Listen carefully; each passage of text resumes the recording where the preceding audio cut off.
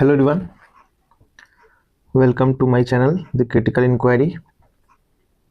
Last lecture में हमने यहाँ तक देखा था जो चार्वाक का व्याप्ति के अगेंस्ट जो तर्क दिया गया था वो वैलिड नहीं सिद्ध हुआ बाद में। एक बार हम लोग प्रीवियस थोड़ा सा देख लेते हैं क्या क्या हमने देखा था उस लेक्चर में। लेक्चर नंबर 4 के अंदर हमने देखा था आइडियलिज्म को, थोड़ा बहुत देखा, अनुमान प्रमाण को हम लोग पढ़ रहे थे। आज हम लेक्चर नंबर 5 में अनुमान प्रमाण को खत्म करने का प्रयास करेंगे। इसमें आज हम पढ़ेंगे व्याप्ति, टाइप्स ऑफ व्याप्ति, सम व्याप्ति जिसको होमोजीनस कहते हैं, विषम व्याप्ति जिसको हेट्रोजीनस कहते हैं। सम व्याप्ति के अंदर रिवर्सिबल होता है, जैसे कि जहाँ मलेरिया होगा वहाँ मॉस्किटो होगा, जहाँ मॉस्किटो है वहाँ मलेरिया होगा। इरिवर्सिबल में क्या होता है, where there is smoke there is fire. लेकिन बहुत जगहों पर यह भी देखा गया कि जहाँ फायर होता है वहाँ स्मोक नहीं होता है। जैसे कि आप किचन का एग्जांपल ले सकते हैं। स्मोक के साथ फायर वहीं पर जुड़ता है जहाँ पर फ्यूल के अंदर मॉइस्चर कंटेंट अधिक होता है। ठीक है, आगे हम इसको अगले क्लास में इसको और देखेंगे। फिलहाल यहीं तक समझने की ज़रूरत है। फिर इन्फ्रेंस में, इन्फ्रेंस जो है हमारा है वो दो घटकों पर टिका हुआ है। इन्फ्रेंस का जो कंपोनेंट है दो इंपॉर्टेंट, एक व्याप्ति और दूसरा हेतु जिसको धर्म कहते हैं, स्मोक कहते हैं, और क्या कहते हैं इसको, वेस्ट के अंदर इसको कहते हैं मिडिल टर्म। तो स्मोक जैसा हो, तो स्मोक जैसा जो हेतु है जिससे इन्फ्रेंस कर पाते हैं, ऐसे किसी और केसेस में पहचान करना हो तो जिस हेतु, जिस भी मिडिल टर्म से हम अनुमान कर रहे होते हैं, जैसे कि स्मोक को देखकर फायर का अनुमान कर रहे होते हैं, वो वैलिड है या नहीं, इसके लिए न्याय फिलोसफर ने 5 कंडीशंस दिए हैं। तो कैरेक्टरिस्टिक ऑफ सद हेतु, हेतु के वैलिड होने के लिए 5 कैरेक्टरिस्टिक उन्होंने कहा है। अब सद हेतु कहते किसे हैं ये हम पहले सीख लेते हैं, उसके बाद हम आगे बढ़ेंगे। सद हेतु मतलब वह मिडिल टर्म, हेतु को मिडिल टर्म कहते हैं जिससे हम लेजिटिमेट वैलिड अनुमान तक ले जाने की जिसमें क्षमता हो। ऐसा हेतु 5 कंडीशन को फुलफिल करता है। वैलिड रीजन से अनुमिति प्रमाण तक हम लोग पहुंचते हैं। पहला क्या है, पहला है हमारा पक्षधर्मता, दूसरा है सपक्ष सत्व, तीसरा विपक्ष सत्व, चौथा अविरुद्ध, पांचवा अबाधित। अब यहाँ पर थोड़ा सा डेफिनेशन इसका हम लोग इंग्लिश में देख लेते हैं। एनी हेतु which poses this 5 characteristic would be सद हेतु और valid reason. Using this valid reason only we get अनुमिति प्रमा। उसके थ्रू हम लोग अनुमिति प्रमा तक, जो ज्ञान हमें मिलता है वहां तक पहुंचते हैं। अगर एक भी कैरेक्टरिस्टिक मिस हुई तो वो क्या हो गया, सद हेतु ना होकर के हेतु भाषा बन गया। ठीक है, अब 5 सद हेतु हैं, इसके 5 वायलेशंस होंगे। 5 वायलेशन से क्या निकलेगा, 5 सद हेतु, सॉरी हेतु भाषा। वायोलेशन ऑफ सद हेतु को कहते हैं हेतु भाषा। यहां तक क्लियर है। अब आगे आते हैं। लाइक इन परसेप्शन, प्रत्यक्ष के अंदर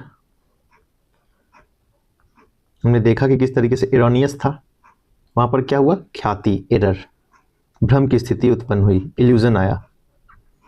ठीक वैसे ही इन्फ्रेंस में जब इरोनियस कोई जब एरर आ जाएगा तो उसको हम लोग हेतु भाषा कहेंगे। परसेप्शन के अंदर, प्रत्यक्ष के अंदर भ्रम, इल्यूजन, ख्याति कहेंगे। इन्फ्रेंस के अंदर एरर आएगा, उसको हेतु भाषा के नाम से जानते हैं। तो पहला सद हेतु हम लोग पढ़ते हैं पक्षधर्मता। पक्षधर्मता में क्या है, पहला तो एक हील आ गया जो कि लोकस है, माइनर टर्म जिसको कहते हैं हम लोग वेस्ट में।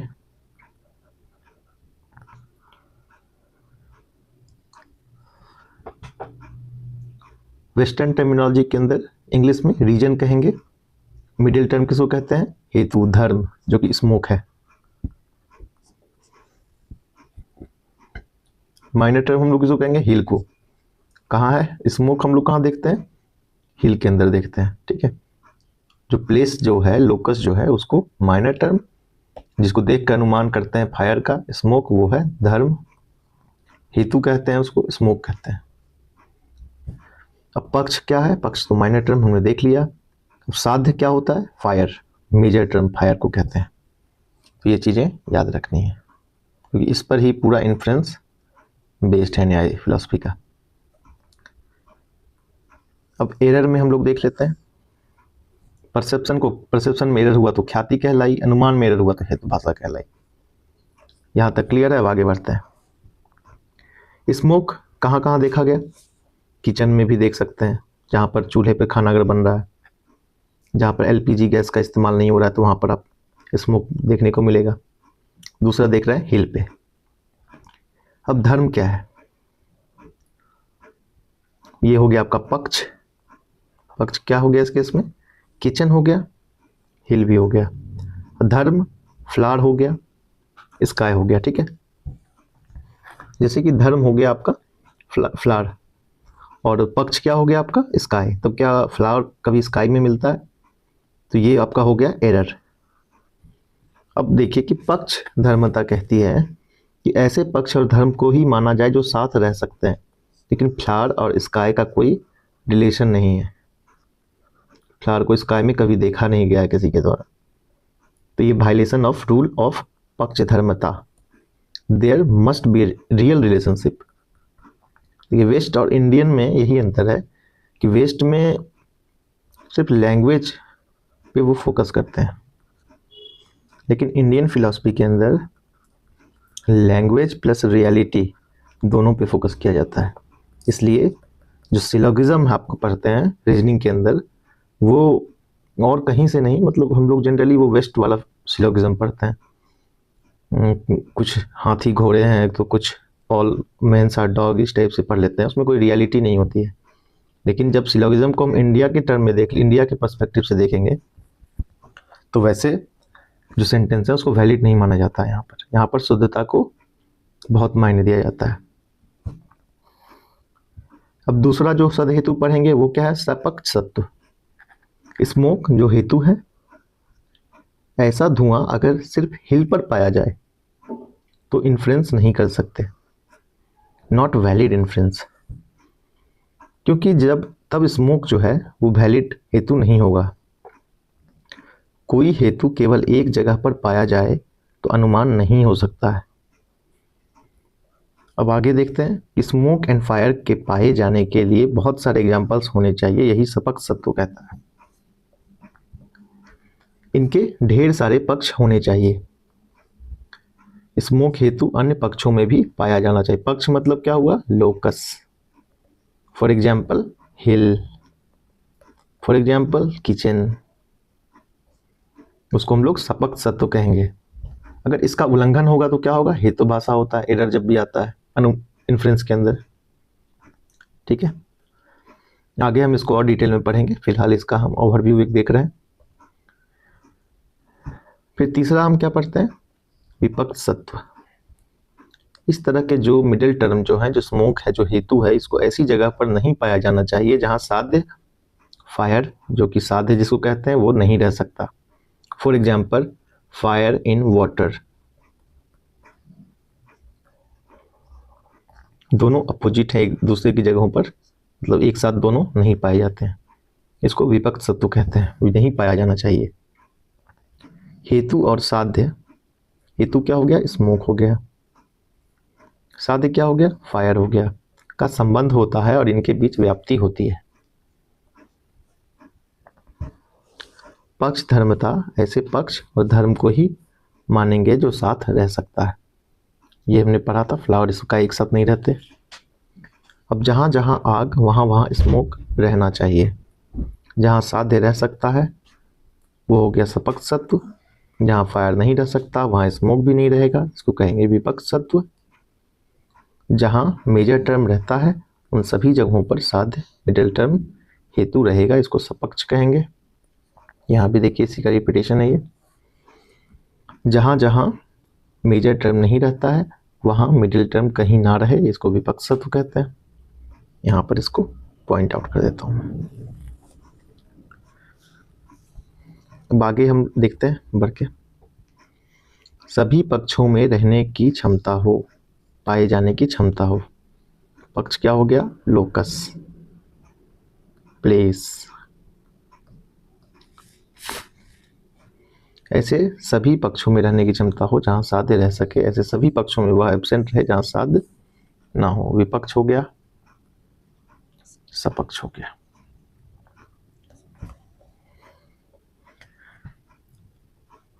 हमने क्या क्या देख लिया, एक बार फिर से हम इसको, पहला तो पक्ष धर्मता हमने देख लिया, दूसरा सपक्ष सत्व देख लिया, तीसरा विपक्ष सत्व देख लिया। अब हम देखेंगे अविरुद्ध।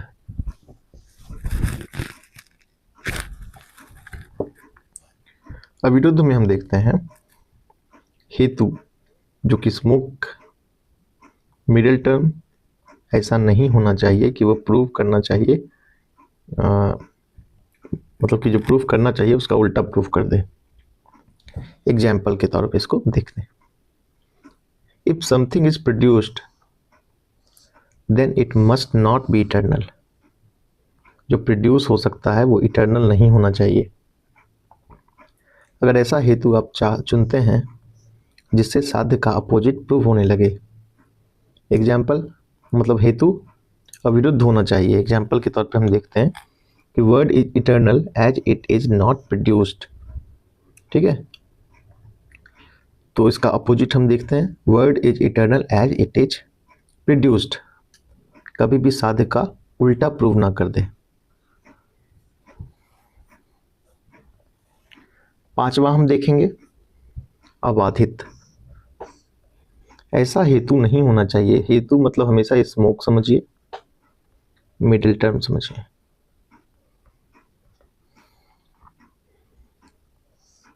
धर्म भी कहते हैं इसको, जो सिद्ध करने लगे कि जो माइनर टर्म है, माइनर टर्म क्या हो गया? माइनर टर्म आपका पक्ष हो गया। हिल एग्जाम्पल के तौर पे, उसका स्वभाव उससे अपोजिट है जैसा उसको हम जानते हैं। जैसे कि फायर पक्ष हो गया, is substance because it is cold, हेतु हो गया ये। तो fire is substance because it is cold, तो ये तो उल्टा हो गया, उसका स्वभाव ही अपोजिट हो गया। इसको कह दिए अबाधित। देयर शुड नॉट बी ए हेतु रीजन और reason that tend to prove that the nature of the minor term is the opposite of what we know about it to be। यहाँ फायर को पक्ष एग्जाम्पल के तौर पे लिखा गया है, इसको इससे कनेक्ट नहीं करना है। जब कोई ऐसा हेतु चुना जाए फॉर एग्जाम्पल जिससे हम लोग अनुमान करते हैं, इन्फ्रेंस करते हैं,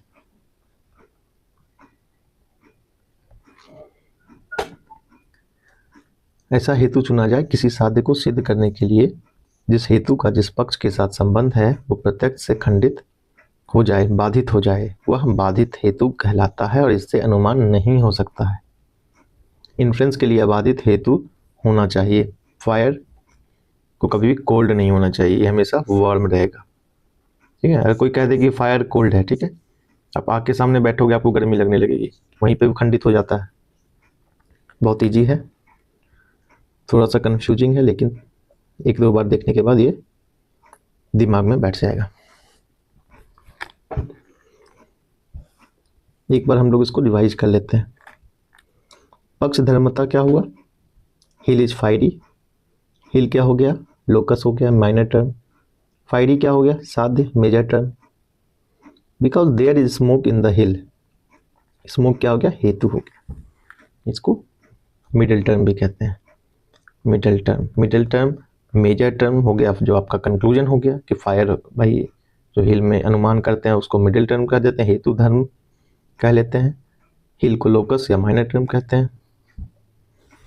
एक बार रिवाइज कर लेते हैं इसको।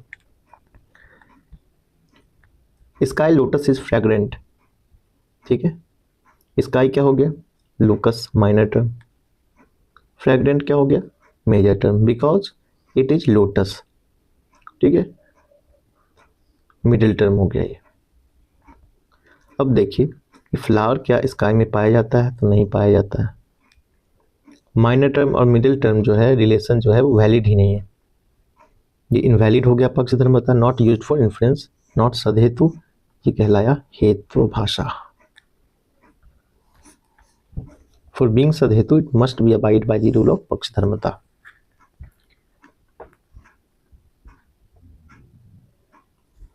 इन्हीं चीजों को हम टेबल के तौर पे देखकर समझने का प्रयास करते हैं। पक्षधर्मता क्या हो गया, सदहेतु होता है। There is fire on the hill और the hill is fiery because there is smoke in the hill, इस तरीके से स्टेटमेंट बना।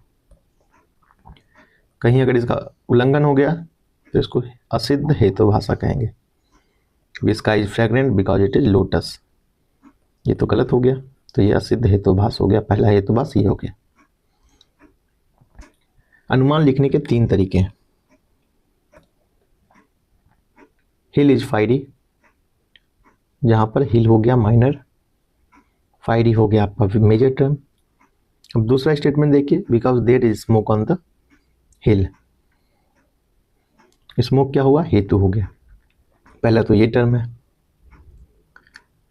दूसरा टर्म क्या है, the hill is smoky, locus हो गया, हेतु हो गया। स्मोकी आपका लोकस, सॉरी हेतु, हिल लोकस हो गया। Therefore there is fire on the hill, ये मेजर टर्म हो गया। दूसरा ये हो गया, क्योंकि लगाकर हेतु बताते हैं और इसलिए बताकर साध्य बताते हैं, ठीक है। लेकिन इंडिया के अंदर जो इन्फ्रेंस फॉलो होता है उसमें कंक्लूजन जो होता है ना वो पहले आता है, ये ध्यान में रखना है। जब हम दत्ता चैटर्जी की बुक को डिस्कस करेंगे नोट्स के बाद, वहां पर मैं आपको ये चीज दिखाऊंगा। अब जहां जहां स्मोक है वहां वहां आग है। Where there is smoke there is fire, पहाड़ी पर धुआं है। That hill has smoke, smoke आपका मिडिल टर्म हेतु कहलाता है। तो इसका कंक्लूजन क्या हो गया, पहाड़ी पर आग है। That hill is fiery, predicate major term, okay.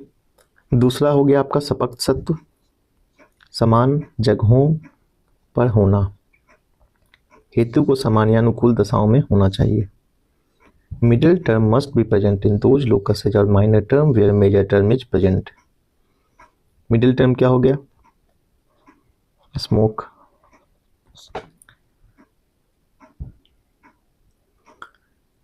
कहाँ होना चाहिए, मिडिल टर्म क्या हो गया, हिल,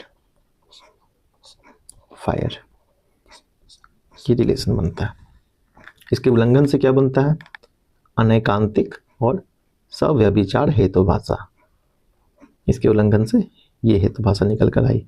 fallacy of irregular middle term, इसको इंग्लिश में कहते हैं। तीसरा हो गया विपक्ष असत्व, विपरीत। विपक्ष का मतलब क्या हुआ, विपरीत, विपक्ष विपरीत लोकस, पक्ष मतलब लोकस पहाड़, असत्व मतलब ना होना। सद हेतु must not be present in opposite condition. Vacuum में कहाँ क्या होता है, फायर एग्जिस्ट नहीं करता। There is no smoke should be there, fire exist नहीं करता, स्मोक भी एग्जिस्ट नहीं करेगा, जो कहते हैं विपक्ष सत्व। No fire found in water, then no smoke in water. जहाँ मेजर टर्म रह सके उन जगहों पर हेतु रहता है। सपक्त सत्व, जहाँ मेजर टर्म नहीं रह सकता वहाँ हेतु भी नहीं होना चाहिए, विपक्ष सत्व। ये चीज़ें क्लियर हो जानी चाहिए। अब इसके उल्लंघन से क्या पैदा होता है, सत्य प्रतिपक्ष। सद हेतु में दोनों लक्षण होने चाहिए, इसके उल्लंघन से सत प्रतिपक्ष निकल कर आता है। चौथा हम लोग देखेंगे अबाधित हेतु, ऐसा हेतु जिसके बारे में किसी बात का प्रत्यक्ष से बाध ना हो, प्रत्यक्ष से वो काटा ना जाए। ऐसे उल्लंघन को हम लोग क्या कहते हैं, हेतुभाष कहलाता है, बाधित हेतुभाष, ठीक है। 4 नंबर हो गया ये आपका। एग्जाम्पल देख लेते हैं, फायर इज सब्सटेंस, ठीक है। फायर को यहाँ पर हम लोग पक्ष के तौर पे ले रहे हैं। साध्य क्या हो गया? सब्सटेंस, क्योंकि वह गर्म है, बिकॉज इट इज हॉट, यहाँ हेतु हो गया। लेकिन इसको हम लोग परसेप्शन से काट सकते हैं। ये क्या कहलाया फिर? बाधित हेतुभास, क्योंकि रूल अप्लाई होता है यहाँ पे। जैसे पहाड़ी पर स्मोक से आग का अनुमान कर लेते हैं, वैसे अगर आग में गर्मी दिखे तो आग में गुण है, इससे आग के द्रव्य होने का अनुमान कर सकते हैं। We infer that fire is a substance because it possesses property of heat and the place where any property resides is known as substance. Therefore, fire is substance. Now we see another example. Fire is substance because it is cold. ये तो refute हो गया perception से। Being cold is not a सदहेतु, हेतु के लक्षण का प्रत्यक्ष से समर्थन नहीं हो रहा है। क्या कहलाया? बाधित हेतुभास। अब पांचवा हम क्या देखते हैं? अविरुद्ध सदहेतु। Middle term should be such that it should not prove opposite of major term. For example, sound is eternal because it is audible. Audible क्या हुआ? यहाँ हेतु हो गया। Sound is eternal because it is produced. यहाँ produced हेतु हो गया। Produced thing cannot be eternal. Produced जो होता है वो decay होता है, ठीक है। जो भी उत्पन्न होता है उसका पेरिशेबल होना नॉर्मल होता है। वो डीके होगा, वो पेरिस्ट हो जाएगा एक समय के बाद, तो ये अपने आप में एक उल्लंघन हो गया। इसको क्या कहेंगे? विरुद्ध हेतुभास। हेतु will be proving opposite to the major term. ये हमने पांचों हेतु और सदहेतु को देख लिया, हेतुभास और सदहेतु को हमने देख लिया। अब समरी में एक बार हम देख लेते हैं।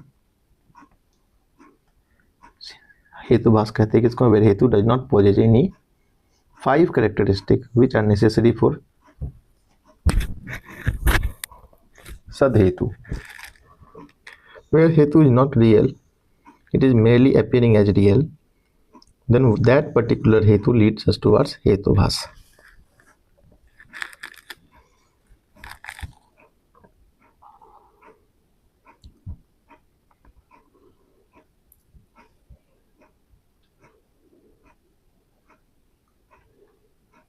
फिर अब हम देखते हैं इसको, इस लेक्चर में हम लोग यहीं पर इसको रहने देते हैं, ठीक है।